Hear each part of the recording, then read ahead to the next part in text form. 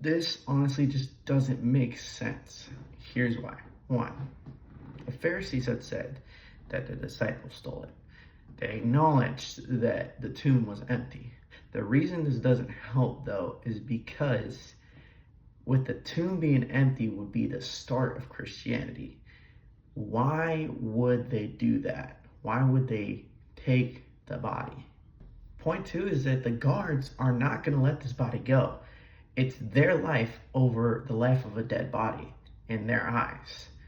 Understand, historically, not even biblically, historically, if that body would disappear or they would fail or fall asleep on their post, they could die.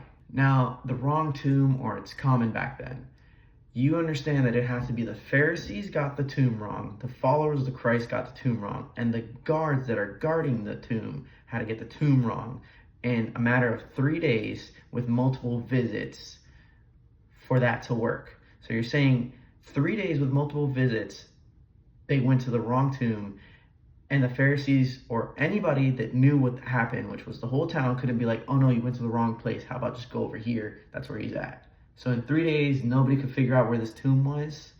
And it wasn't just any tomb. It was a common tomb. It was of Joseph of Arimathea. That was the tomb that he was buried in. So this also doesn't make sense. And the whole story of the tomb didn't start with Paul. That's in the Gospels that came prior to Paul. We know that a very early dating, I think it's Matthew or Mark is the earliest, with Luke being next, and then John being the later one.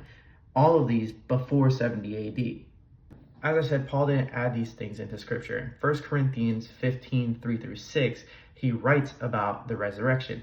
This came about 20 to 30 years after Christ was already risen. So he writes that Christ died according to the scriptures and was buried and resurrected 3 days later.